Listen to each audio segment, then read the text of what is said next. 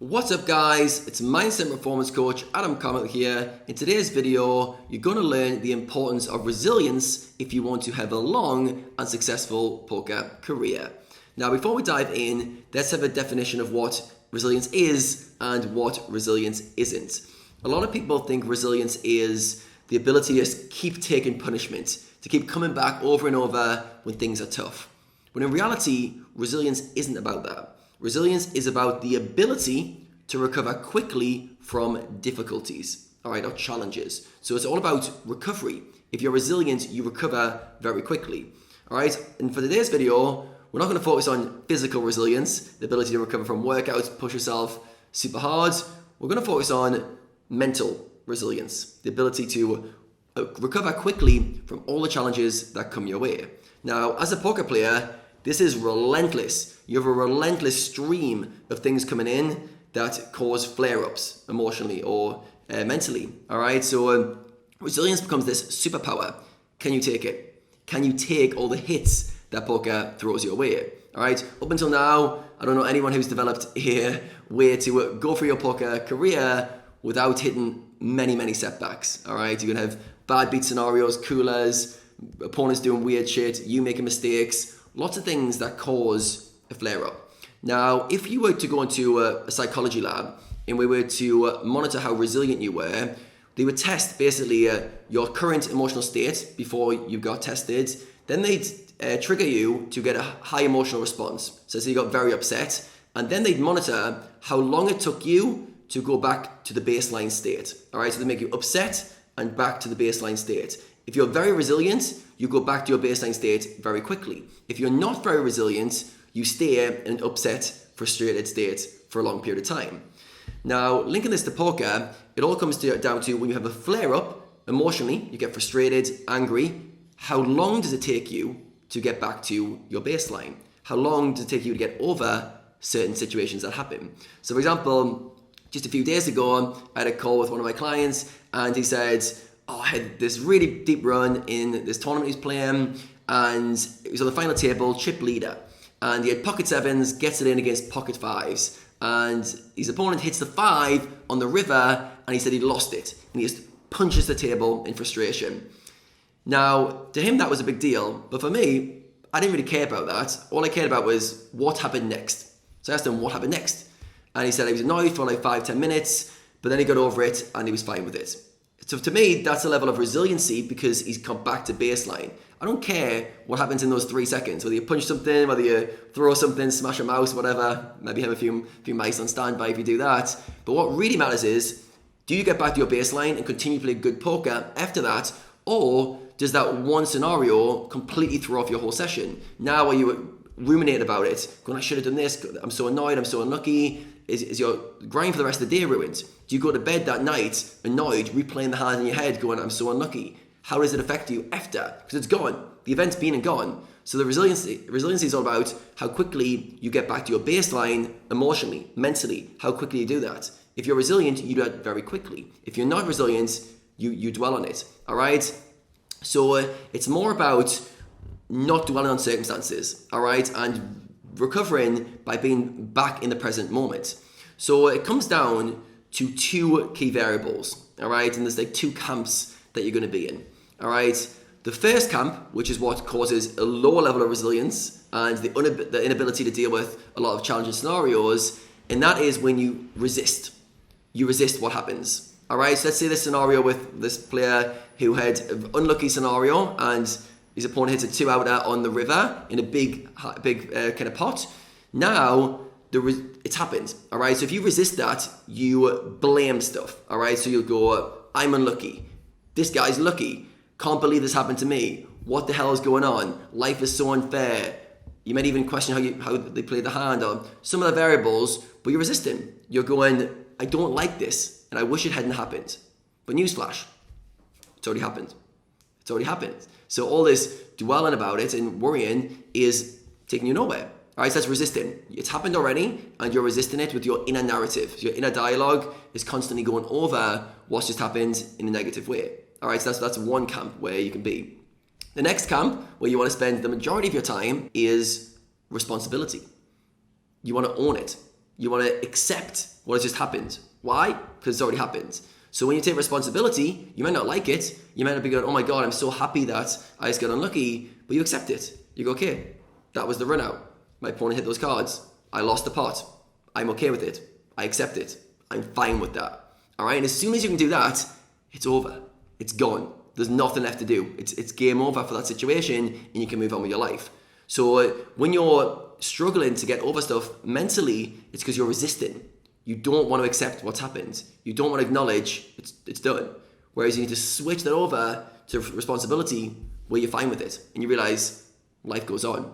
No matter what it is, no matter what situation, but especially the poker tables, there's loads of these little events. Are you okay with it? And what happens is most players, they'll constantly build up a little bit of a narrative going on. Like they'll have one scenario will be they get unlucky and they'll just keep a little scorecard of that. Then they get unlucky again and they keep score of that. And they'll just keep building up till it gets to the point where it's like, enough's enough.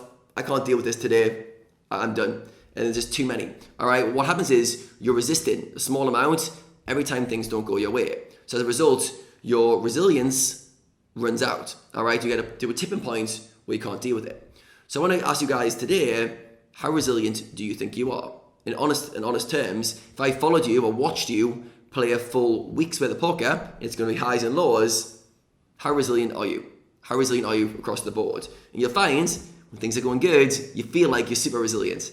But when things are going badly, all of a sudden the wheels come off. All right, so you've got to watch the inner dialogue. All right, I did a video recently talking about your inner voice. All right, I'll put a link above to the video. But it's talking all about how we have an inner voice that dictates how we judge events, all right, and the labels we put on them. And if that inner voice is negative, then we're going to struggle to get over stuff, all right? So remember, resilience is this ability to recover from difficulties. Who would like to recover from difficulties quickly?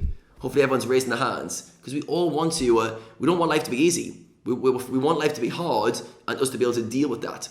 And the way you deal with that is you create an inner voice or in a kind of dialogue that's supportive. Or you drop everything. When someone comes in, you go, I'm fine with that, not dwelling on stuff. All right, and this ability to do this will dictate how far you go in poker. In all honesty, it's that important. Because if you can't build resiliency, if you can't deal with adversity, if when things get tough, you throw your toys out the pram, poker's always going to be really, really challenging for you. So you've got to stop and question, am I resisting or am I taking responsibility? All right, and if you can just be aware of that in the moment when things get hard, I'm resisting this. And you can consciously try to cultivate more responsibility and acceptance, you'll build that resilience. All right, and it's going to be hard. So for this, if you guys want to work on this area directly after this video, pick a few scenarios which spark an emotional reaction, but not like a real tough one. All right, pick like a kind of mid-range one. Maybe it's like just a few bad beats that have happened in a session. Maybe it's quite early on, and tell yourself, I'm fine with it. I accept it. I'm okay with it. I take responsibility for it. By that, I mean I take responsibility for my emotional state. I do not let circumstances control my emotional state. So what most people do is go, I'm okay as long as all this on the external is okay. But in reality, it's like, no, I'm okay regardless of that external. All right, you don't need to like the external. You don't need to like your circumstances and events that happen, but you've got to be okay with them all. All right, so for you guys, note an event that isn't like a 10 out of 10 for intensity, maybe like a 5 or 6, and ask yourself, am I okay with it? And if you're not, go, what am I resisting here? Ask yourself that question, what am I resisting? And you'll be resisting life unfolding as it is. You'll realize almost all your problems mindset-wise come from resisting. You'll be like, I don't want it to have happened this way.